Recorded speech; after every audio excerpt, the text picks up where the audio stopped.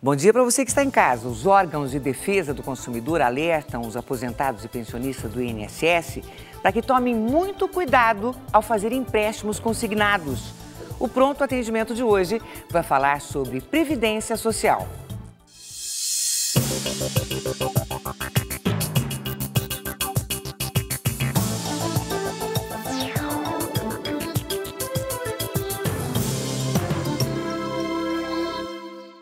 O nosso tema é Previdência Social e você pode mandar suas perguntas pelo twitter.com/patendimento, prontoatendimento@tvcultura.com.br e também pelo facebook.com/prontoatendimento. E para conversar com a gente sobre este tema, está aqui a advogada previdenciária, a doutora Marta Geller. Marta, é um prazer rever você depois de um mês aí, um pouco. É verdade, quase primavera, né? Foi. Bem-vinda de novo ao nosso programa. Bom, aposentados e pensionistas do INSS devem ficar atentos aos juros embutidos nos empréstimos consignados. Um contrato de empréstimo consignado é aquele que é descontado diretamente na folha de pagamento ou do benefício do INSS. E dados fornecidos pelo Conselho Nacional de Previdência Social mostram que cerca de 15 milhões de aposentados, ou 60% do total deles, estão endividados no crédito consignado. Há 4 anos, seu José contratou um empréstimo consignado. Até hoje, tem as parcelas descontadas da aposentadoria. Não quer repetir a dose nunca mais. O juro que fica muito alto, né? Aí já propuseram muitas vezes e eu não quis mais. O crédito com desconto em folha pode comprometer até 30% do benefício do aposentado ou pensionista por 5 anos. É uma fatia do mercado amplamente aí aliciada pelo mercado, tendo em vista a segurança da operação, a rentabilidade para as instituições financeiras e a vulnerabilidade desse consumidor, que se encontra numa situação extremamente difícil, até para entender a operação. É um consumidor que atua com base na boa-fé. Para ter mais segurança e evitar fraudes, o PROCON recomenda que aposentados e pensionistas peçam em uma agência da Previdência Social o bloqueio do benefício contra crédito consignado. Assim, nem as empresas de crédito, nem os fraudadores têm acesso aos dados do segurado. Antes de fazer um empréstimo, é importante pesquisar as taxas, pedir por escrito as condições de pagamento, juros, número de parcelas e não assinar nenhum documento sem ler o contrato. Se ele tem dúvida, procurar alguém da família que possa auxiliar e principalmente verificar o contrato, as condições. Se qualquer dúvida, ele pode inclusive levar um instrumento para verificação junto a um órgão de defesa do consumidor. Marta, a Laís falou sobre uma maneira de agir para evitar fraudes. Isso é comum acontecer? Pois é um absurdo o segurado ter que pedir, solicitar isso perante o INSS, né? Porque, na verdade, o acesso à informação dos seus dados pessoais já deveria ser bloqueado para terceiros, né?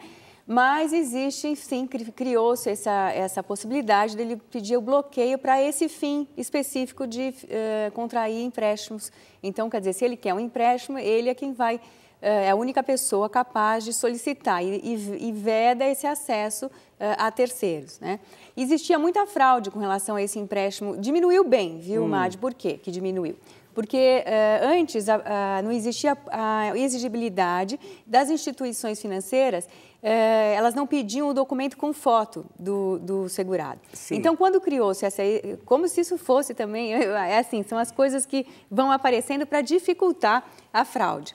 Então, o fato da pessoa ter o documento com a foto fortalece aquela relação. A boa-fé que tem que estar presente nessa relação, ela vai estar porque a instituição pegou esse documento, viu que aquele era realmente o segurado que estava lá.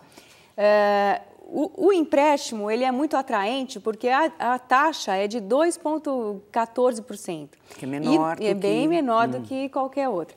E ela pode comprometer a renda até 20% da renda do segurado.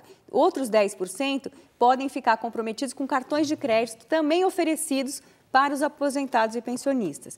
Pessoas que recebem benefícios assistenciais não podem fazer esse tipo de empréstimo, só aposentados e pensionistas.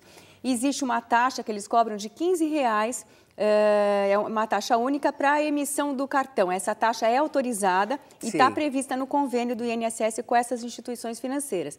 O segurado que quiser fazer esse empréstimo pode entrar na página do INSS, que é o www.inss.gov.br. Lá existe procura por empréstimo consignado, vai poder acessar a Instrução Normativa 28 e tem uma tabela com todas as taxas de juros dos bancos que estão mais atraentes. E você pode verificar lá, hoje eu acessei, é o Banco do Brasil e a Caixa Econômica Federal que tem as taxas menores hoje. Já que você falou sobre internet, olha, entre os milhões de aposentados e pensionistas que recebem seus benefícios e pensões do INSS, muitos perdem o controle sobre suas contas.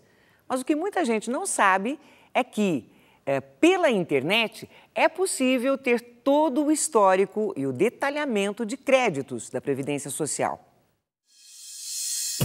Para ter acesso às informações do benefício, basta entrar no site da Dataprev. Na página do Pronto Atendimento no Facebook, a gente colocou este link que dá acesso direto. Além do histórico de créditos, o site informa diversos tipos de consultas para o usuário ou beneficiário da Previdência Social. A consulta é extremamente simples. Quando estiver na página, digite o número do benefício com 10 dígitos, a data de nascimento, o nome do beneficiário e número do CPF. Não se esqueça de digitar o código de letras da forma como aparece e clique em consultar. Que bom, né, ter essa possibilidade, exatamente. Né, E outra coisa, as pessoas têm que saber também que elas podem fazer essa CAD-senha, que é uma CAD-senha, basta comparecer a qualquer agência da Previdência Social, porque aí ela, quando for fazer esse acesso que vocês mostraram, aí é o mesmo link, o mesmo caminho, as mesmas informações, só que ela vai acrescentar, quando a pessoa clica, vai falar benefício com senha, aí ela põe a senha dela e só ela tem acesso a essa informação. Tá. Entendi. E quando a pessoa for fazer o empréstimo consignado, o banco é obrigado a fornecer um extrato mostrando que o prazo daquele pagamento, né, que o máximo são 5 anos, e também as condições, a taxa de juros e tudo mais. Esse documento é o que a gente chama de certidão de nascimento desse empréstimo. Sim. E isso tem que ser guardado, porque qualquer problema que tenha, qualquer discussão com relação àquele empréstimo, esse documento é muito importante para o futuro. Muito bem, Marta. Olha, hoje é dia de muitas perguntas. O Bruno Pereira escreve: eu quero tirar uma dúvida a respeito do tempo de serviço do meu pai. Ele conta, ele trabalhou numa fazenda de 66 a 79. Ele tentou provar o tempo através do documento do sindicato e mais 2 testemunhas que trabalharam com ele. Não foi aceito porque esses documentos do sindicato foram tirados muito recentemente. Esse foi o argumento dado. Depois ele trabalhou em outra fazenda de 80 a 94 com carteira assinada. O fazendeiro não contribuiu com o INSS nessa época e o último emprego foi de 95 até hoje, 2012. Ele está próximo a completar 58 anos, então ele pede a sua orientação, Marta. Com essas informações que ele nos deu, a gente já pode afirmar que quando ele completar 65 anos, ele já tem um patrimônio jurídico para se aposentar por idade, que são os 15 anos de contribuição, que é o mínimo exigido no tempo urbano. O tempo rural também não pode ser desprezado, Mário. O problema todo é a prova desse período. Então, quando o sindicato emite esse documento, com base no depoimento de 2 testemunhas, ele também utiliza um documento para provar que aquele trabalho existiu, né? O sindicato também não é irresponsável de emitir uma declaração que não representa a verdade. Sim. Não vai se basear só em testemunhas. Então, muito provavelmente, ele tem algum documento, sim. E esse documento, ele serve para provar o tempo. Por exemplo, certidão de nascimento, onde está lá os dados do pai, dizendo que o pai é lavrador. Ou a própria certidão de casamento dele, onde consta a profissão, lavrador. Se quando ele se casou, ele era lavrador. Documentos de que ele era arrendatário da terra. Então, ele arrendou uma terra, ou ele ou a família, porque no campo existe muito essa relação de trabalho em economia familiar. Então, a família unida trabalha e o produto da agricultura eles vendem para poder, o que a gente chama de subsistência. Além deles consumirem aquilo para viver, eles comercializam aquele pouco de produção que eles têm. E isso é feito através de cooperativas. Então, algum documento ele tem, com certeza. Só que o INSS exige uma lista, existe um decreto que regulamenta a lei e ele extrapola o que a lei diz. E quando o INSS extrapola o que a lei diz, a justiça está aí aberta para que ele, então, consiga provar esse tempo na justiça, porque não existe um número limite de documentos necessários. Se ele tiver a prova, qualquer documento é capaz de provar, junto com esse das testemunhas que ele arrolou lá. Marta, muitas perguntas. Olha, o Álvaro fala de Osasco, ele escreve, ele diz o seguinte: a minha dúvida é a seguinte: eu trabalhei numa editora através de RPA. É recibo de profissional autônomo. Ele dava o recibo para a editora remunerá-lo. Entendi. Daí ele pergunta, se eu for ao posto do INSS retirar o CNIS e não constar essa empresa, o que eu devo fazer para depois garantir o tempo de contribuição para a minha aposentadoria, sendo que eu tenho todos os comprovantes de RPA guardados? É importante que você faça isso já. Então, vá ao INSS, puxe o seu extrato de contribuições e de vínculos. Nesse caso, você é o contribuinte. Você informa para essa empresa o número de contribuinte individual que é o seu. E aí, quando você dá o RPA, a empresa, então, retém o valor do salário de contribuição e faz diretamente, porque ele é um substituto tributário. Quer dizer, nesse caso, a empresa que remunera um profissional autônomo retém tanto o imposto de renda quanto a contribuição.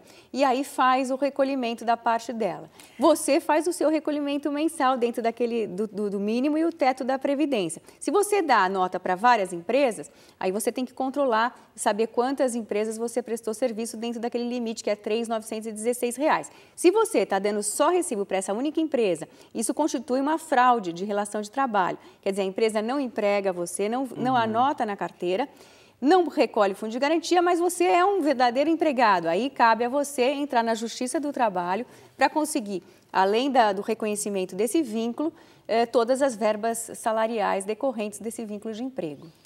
Olha, o Lúcio de Moraes, ele pergunta, o policial militar tem direito à insalubridade? Ele conta que foi policial de 75 até 2000. Tem sim, na verdade, até um determinado... Na insalubridade em si, periculosidade que o policial tem, né? Porque ele anda armado e tal. Existe uma lei que prevê o acréscimo do tempo como tempo insalubre.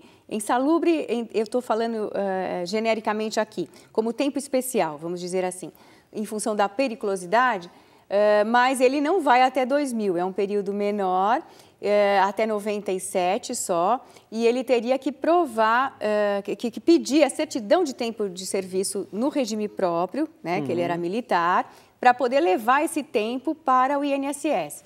Para levar o acréscimo da insalubridade, ele vai ter que solicitar, porque o que acontece, Madi? A Constituição Federal garante para o servidor o direito à aposentadoria especial, só que isso não foi regulamentado. Por conta disso, existe uma dificuldade para o servidor de conseguir essa certidão de tempo de serviço no regime próprio, acrescida dos 40% para o homem e 20% para a mulher. Então, para ele conseguir isso, ele vai ter que formar um processo, um requerimento administrativo primeiro, mostrar que ele tinha essa atividade, que esse período até 97 ele tem que ser acrescido pelo tempo, pela falta da regulamentação no serviço, no regime militar, ele tem direito a usar a lei do regime geral. Então, ele vai fazer esse pedido, se negado, ele tem que entrar na justiça para conseguir essa certidão de tempo acrescida do tempo. E, então, com isso, levar para o INSS, para somar com o tempo que ele tem de INSS e se aposentar, então, no INSS. Quanta dificuldade, né, Marta? Pois é. É difícil mesmo, hein? É complicado, vamos dizer. Olha, a Ieda Maria do Carmo, ela escreve o seguinte, eu tenho 48 anos de idade, já contribuí com a Previdência por 28 anos e 4 meses. Como estou desempregada há mais de 2 anos, eu não consigo arrumar um emprego, posso solicitar a minha aposentadoria proporcional? Ela trabalhou de janeiro de 89 a março de 90, com vendas de porta a porta, sem contribuir. Teria como comprovar esse período? Então, para ela comprovar esse período, ela tem que ter alguma documentação, uma inscrição na prefeitura, se era um serviço, então ela pagava ISS, ou algum documento que comprove efetivamente notas, né, de venda e compra dos produtos que ela vendia, porque ela era revendedora. Então, algum documento ela pode ter que prove essa atividade, a declaração que ela fez da renda à Receita Federal. Olha como é importante você declarar a sua atividade também perante a Receita Federal, né? Além de tudo hoje estar no computador, né? se você não declara, você pode ser fiscalizado, multado, enfim, pode custar muito caro para você.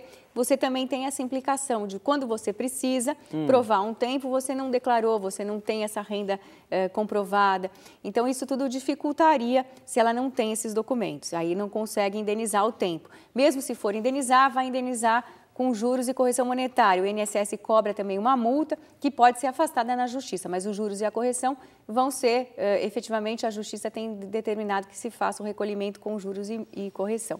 Agora, com relação à pergunta dela de aposentadoria proporcional, com 28 anos hoje, não é possível mais, Madi, porque a aposentadoria proporcional, a emenda constitucional número 20, em 98, fez uma modificação na legislação. E ela eu chamo de dinossauro, Tiranossauro Rex. Por quê? Porque não existe mais... existe uma regra de transição que previa que você tem que fazer o cálculo de quanto tempo você tem em dezembro de 98, tá? Aí você vê quanto está faltando. Então, a mulher com 25 anos de trabalho já se aposentava até dezembro de 98 proporcionalmente. O homem com 30, né? Quando, na verdade, integral seria 35 para o homem e 30 para a mulher. Então, para ela conseguir a aposentadoria por 25 anos, se ela tivesse 20 anos lá em 98, estariam faltando 5. Então, ela tinha que acrescentar 40% do que faltava, então 5 vezes 4, 20, mais 2. Então, ela ia se aposentar com 27, né?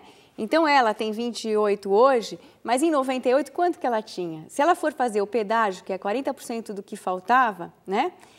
Vai ser mais do que os 30 que ela precisa para se aposentar hoje. Por isso que eu falo, é um Tiranossauro Rex, não dá mais. Quanto mais tempo a gente fica distante de 98, quer dizer, acabou, não tem mais esse direito. Olha, a Matilde é de São José dos Campos. Ela escreve: uma pessoa aposentada por invalidez como funcionário público, mas que se tornou empresário e, consequentemente, contribuindo ao INSS, essa pessoa pode ter outra aposentadoria? Após quanto tempo de contribuição? Nossa, Madi, é uma pergunta boa, porque a gente mostra que as pessoas, se ele está inválido, né, ele pode, existe a previsão de você estar inválido para uma atividade e não estar para outra. Pode acontecer, dependendo da atividade. Por exemplo, um motorista de ônibus, caminhão, que é pesado, ele desenvolveu uma tendinite, ele não vai mais conseguir ser motorista, ele pode trabalhar com outra coisa.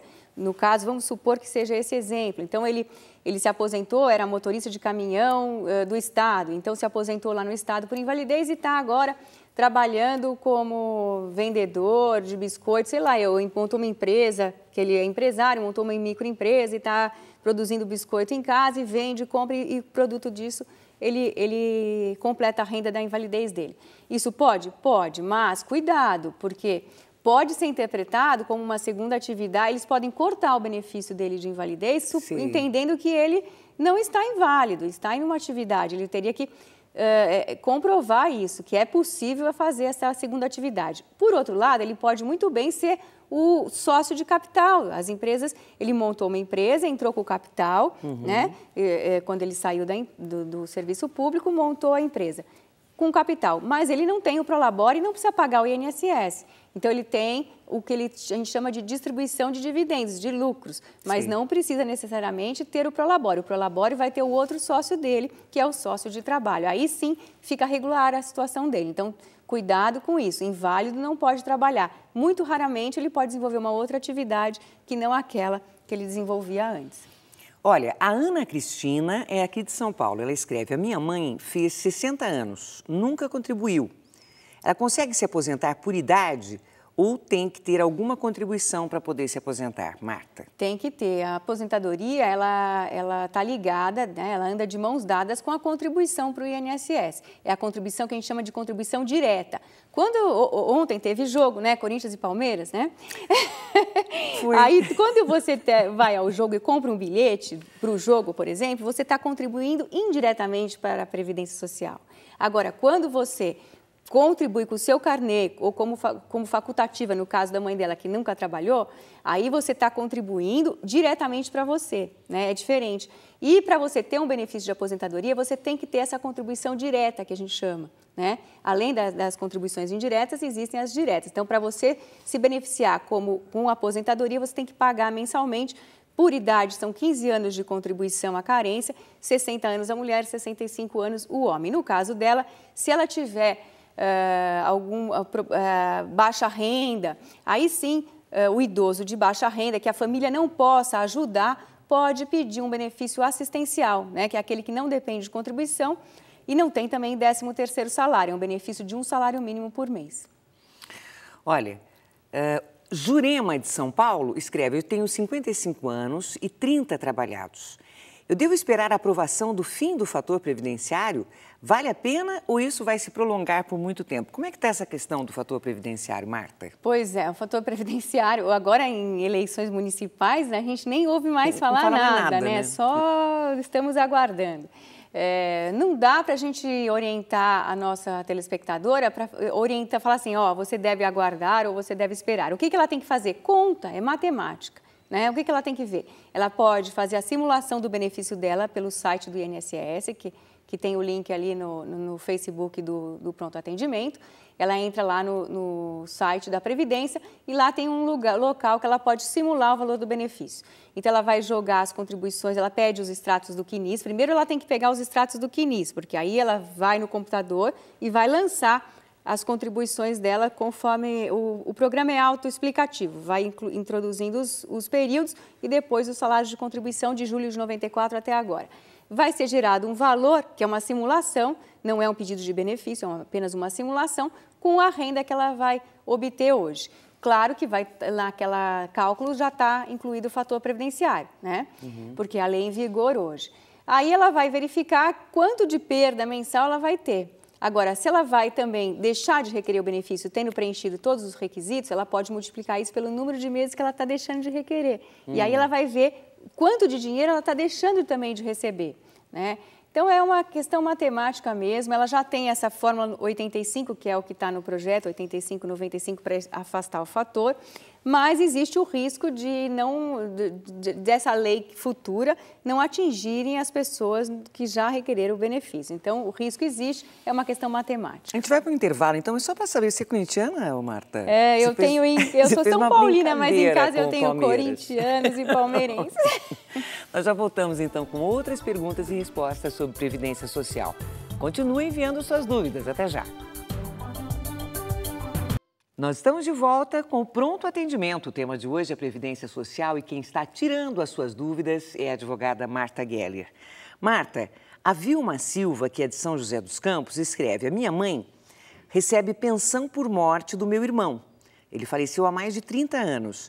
Eu tenho uma irmã de 48 anos que é deficiente mental, que vive com minha mãe e depende dela. Se minha mãe falecer, essa pensão morte poderá ser recebida por minha irmã? Pois é, Madi, a nossa lei, ela traz uma vedação aí. Olha o que acontece, quando você tem o pai e mãe receberem o benefício de filho, existe uma vedação para os colaterais, quer dizer, para os irmãos receberem conjuntamente.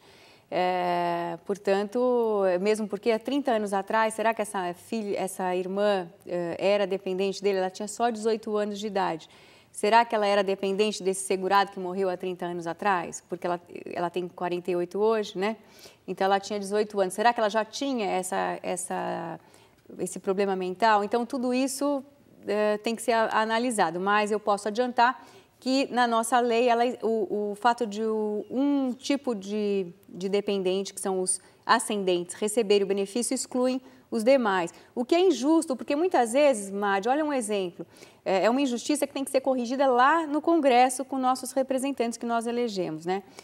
Mas isso já faz muito tempo que a gente fala e quem sabe algum deputado aí compre essa briga e mude esse dispositivo legal da Lei 8.213, de 91, que diz o seguinte: se tiver mais de um dependente, vamos supor um trabalhador de 50 anos, que tenha um pai que dependa dele, então ele paga para o pai despesas, ele ajuda o pai a se manter. E ele tem a esposa trabalha, independente financeiramente dele. A nossa lei presume como dependente a mulher e exclui. Quando a mulher requer o benefício, automaticamente o benefício é dela, porque na lei a mulher, o cônjuge é presumidamente dependente do outro, um depende do outro. E aí esse pai que dependia desse segurado deixa de receber o benefício. É uma situação que, infelizmente, é previsão legal, a lei prevê assim. E é um absurdo, quer dizer, muitas vezes o juiz aplica a Constituição, existem princípios na Constituição que permitem com que o juiz, então, ampare esse segurado. Mas isso não existe, não é previsão legal e também não é todo juiz que consegue fazer essa interpretação da Constituição para garantir. Tem os juízes legais, que a gente chama de extremamente legalistas, e dizem não posso fazer o que a lei não dá e negam o benefício. Então, é uma situação delicada e que tem que ser consertada lá no Congresso. Marta Geller, muito obrigada por participar do Pronto Atendimento. Até semana que vem, hein? Eu que agradeço a oportunidade, estarei aqui com certeza. Muito bom. Olha, o Pronto Atendimento de hoje fica por aqui. Amanhã a gente volta às 8 em ponto para falar sobre direitos de família. Mande já suas perguntas. Bom dia, até lá.